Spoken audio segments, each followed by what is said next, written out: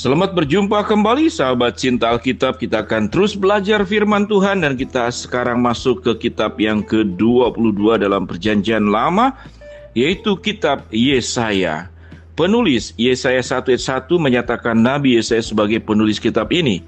Tanggal penulisan, kitab Yesaya ditulis dalam kurun waktu antara tahun 701 sampai 681 sebelum Masehi.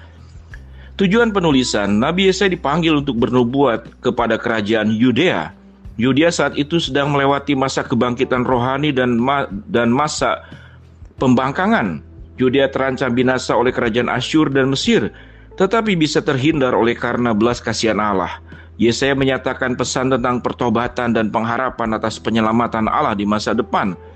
Ayat kunci, Yesaya 6 ayat 8. Lalu aku mendengar suara Tuhan berkata, siapakah yang akan kuutus dan siapakah yang mau pergi untuk aku? Maka sahutku, ini aku, utuslah aku. Yesaya 7 ayat 14. Sebab itu Tuhan sendirilah yang akan memberikan kepadamu suatu pertanda. Sesungguhnya seorang perempuan muda mengandung dan akan melahirkan seorang anak laki-laki, dan ia akan menamakan dia Immanuel. Yesaya 9 ayat yang ke-6. Sebab seorang anak telah lahir untuk kita, seorang putra telah diberikan untuk kita.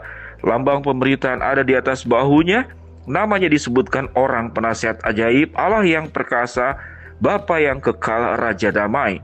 Yesaya 14 ayat 12 sampai 13. Wah, engkau sudah jatuh dari langit, hai bintang timur putra fajar.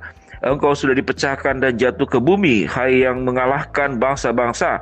Engkau yang tadinya berkata dalam hatimu, aku hendak ke langit, aku hendak mendirikan tahtaku, mengatasi bintang-bintang Allah, dan aku hendak duduk di atas bukit pertemuan jauh di sebelah utara. Yesaya 53 ayat 5 sampai dengan ke-6. Tetapi dia tertikam oleh karena pemberontakan kita, dia diremukkan oleh karena kejahatan kita, ganjaran yang mendatangkan keselamatan bagi kita ditimpakan kepadanya.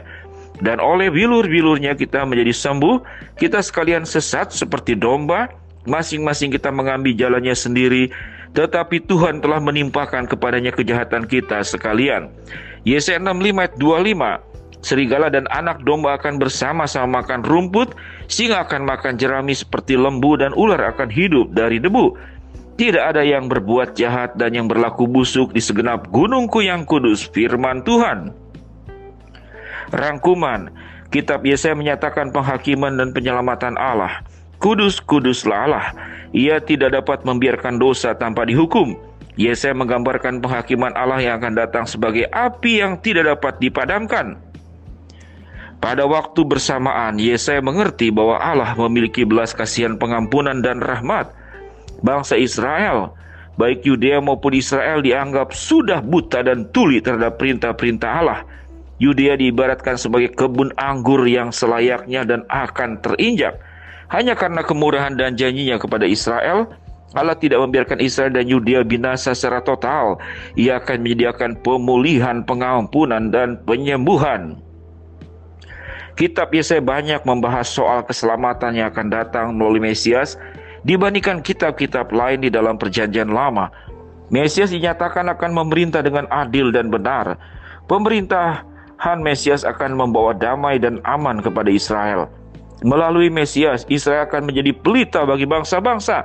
Kerajaan Mesias di bumi merupakan tujuan yang dirujuk oleh kitab Yesaya. Di masa bertatanya Mesias, kebenaran Allah akan terungkap secara jelas bagi dunia. Sebagai paradok, kitab Yesaya juga menggambarkan Mesias sebagai sosok yang menderita. Yesaya pasal 53 dengan jelas menggambarkan penderitaan Mesias yang disebabkan dosa manusia. Melalui lukanya penyembuhan itu didapatkan. Melalui penderitaannya kesalahan kita dihapuskan. Kontradiksi ini telah dijawab melalui diri Yesus Kristus. Pada kedatangannya yang pertama, Yesus adalah hamba yang menderita seperti yang dimaksud kitab Yesaya pasal 53. Pada kedatangannya yang kedua, Yesus akan menjadi raja yang bertahta dan memerintah sebagai Raja Damai. Bayangan. Sebagaimana tertulis di atas, pasal 53 kitab Yesaya menggambarkan kedatangan Mesias dan penderitaan yang harus ia alami untuk melunasi dosa kita. Dalam kedaulatannya Allah telah merancang semua detail penyaliban sebagai penggenapan atas pasal ini. beserta berbagai nubuatan Mesias lainnya dalam perjanjian lama.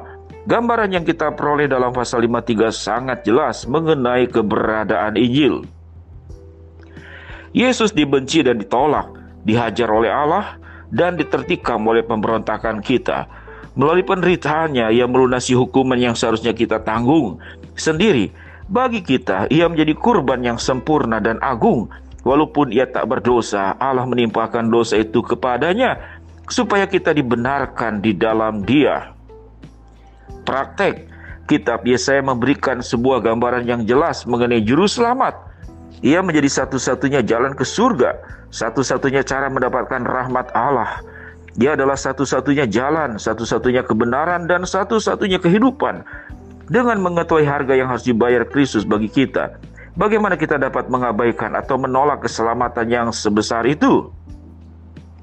Kita hanya mempunyai waktu yang pendek di atas bumi ini untuk mengenal Kristus dan menerima keselamatan yang Ia tawarkan. Sudah tidak ada kesempatan lagi bagi manusia untuk menerimanya sebagai juru selamat setelah kematian datang menjemput. Kebinasaan abadi di neraka akan menjadi waktu yang sangat lama. Apakah saudara mengenal orang yang menyatakan dirinya sebagai orang yang percaya kepada Kristus, tapi bermuka ganda atau munafik?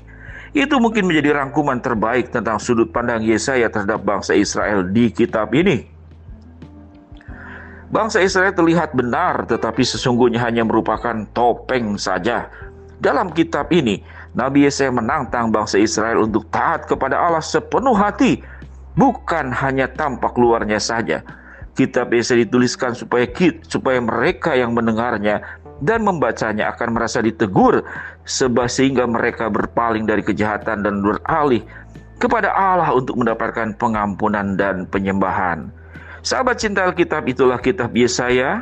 Silakan mengulang kembali untuk bisa merenungkan dan menghayati kitab Yesaya dengan lebih baik lagi. Shalom sahabat cinta Alkitab, selamat bertemu di dalam pembahasan kitab yang ke-23 Yeremia. Amin.